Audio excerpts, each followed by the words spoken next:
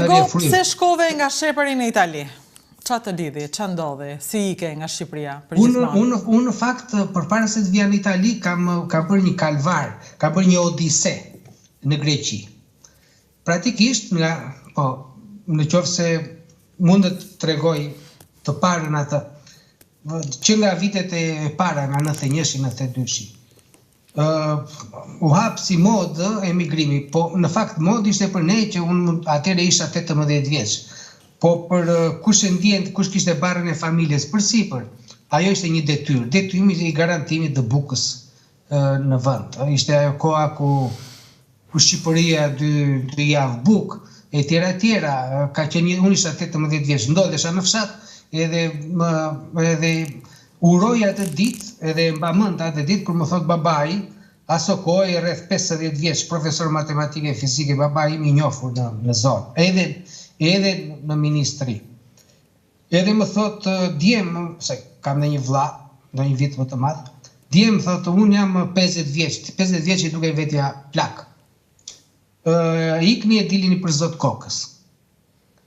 A ishte më i tromaksur se ne e ndjeni më pak presionin e jetës.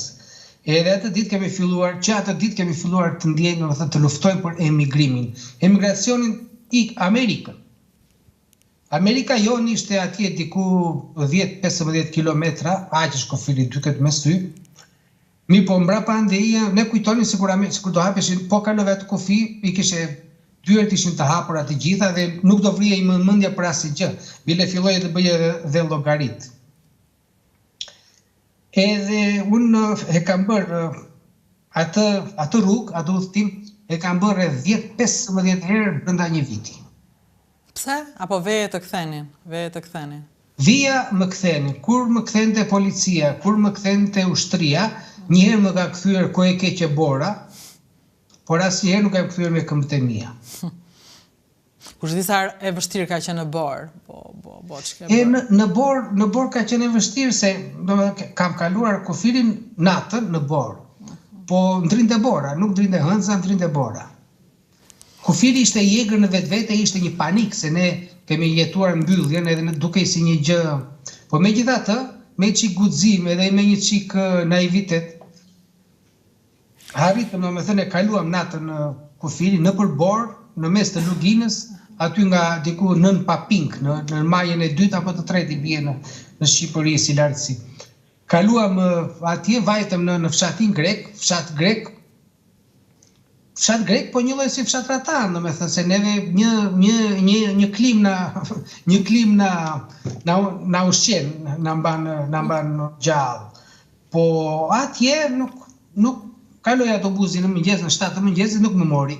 Na pa, domethënë, shqiptar, edhe nuk na mori, na la mbrapsh, bora ishte lart, s'kishe atje ku do mund të ngrije, nuk qaj më tutje se sa mund të ecje. Jam kthyer mbrapsh, po natën me këmbë, po në kufi është e frikshme. Ishte e frikshme ditën me diell, kështu dhe jo natën. Thjesht bën frikë edhe një hije që kalon, një pemë, edhe mundet. Kjo ishte një. Po të tjera kemi pasur mjaft peripecia. Po nuk ja dole me Greqinë, domethënë Greqia ishte një aventurë që nuk përfundoi, nuk të mbajti, si më thon. Ti nuk bëje dot në Greqi. Unë luftoja dhëmb për dhëmb e cep më cep. Nuk më mbajti Greqia, po kam pasur, domethënë brenda një viti, kam pasur dhe histori shumë të tjera. Njën tjetër doja ta tregoja që ta ndaja dhe me sa shqiptarët që dhe ata ka marrë pjesë në një situatë të tillë. Nuk ka qenë dimër, ka qenë më behar. Edhe jemi nisur po me këmbë, kemi kaluar kufilin, atje kalonte autobusi, mblidhte autobusi kush dilte përpara.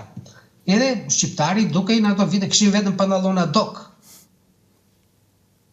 Unë kam pasur një dikë në Greqi nga kote vjetra dhe kishte ardhur ndonjë thes ndihme, jo për gjithë fisin, edhe pse si kisha garantuar një këmish edhe një pantallona disi të jashtme.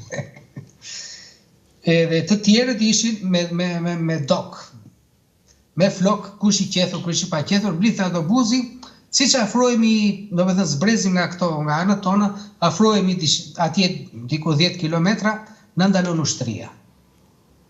Autobusi, rreth 30-40 veta, mund të ishin 2-3 grekër edhe të gjithë shqiptarë. Ma ato çfarë bëjnë? Na morën një emrat e kështu, okej, dakord. E gjënin ata shqiptarin. Ebri biebri, thoshte ai, si jo emri mi, bebri briembri, edhe na shënon emrat. Nëse pastaj kaloi tek pike e policisë, ku dilte ushtari në mes edhe të bënte një batut, një anekdot, për shembull, ta zëm fluturon gomari apo nuk fluturon gomari, aty o do të jesh grek safi, grek nga nëna, ose nuk e gjendot atë, nuk di të përgjigjesh, si i thonë. Edhe intante veç ata që ishin minoritar, edhe veç ata që ishin shqiptar. Na vunë një kodër atje, në pritje për kthim për Kakavi. Indan, ca ishin ca djem vlonjat, ata të shkretët ishin të paqetur, kush e di sa ditë rrugëtoheshin, me bark bosh, me bark plot, ku merret vesh. Me ata, po ata ishin si të rumbullakosur ata djem, se si ishin kështu si pamje. Nuk ishin fare të mbajtur, se kush e di se si e kishin hallin. Edhe me ata e zilin më keq këtë inatin. Edhe na shtrin atje në kodër me kokë poshtë. Edhe na mbajtën 1-2 orë atje me kokë poshtë, edhe filloni për shembull kërcisin automatikun për provokim. Unë isha automatikut vetë, po nuk e dija se tani prisim të na vrisin, do na bien nga poshtë, e të vinë lart apo do na kositin nga lart e të vinë poshtë. Nuk dija do vdise i pari apo do shikoja të tjerë që do vdisin e pa do më pun sekondash do më takonte mua. Pastaj fillon e talleshin me këta djemt që ashtu jo hani gjetelisi, maskare. Hani gjetelisi, jo nuk hajnë. Vetë i thoshin hajnë gjetelisi, edhe vetë i thoshin budallap, se e ha. Kështu, sa erdhi një kamion i mbuluar ushtarak, na çoi në Kakavi.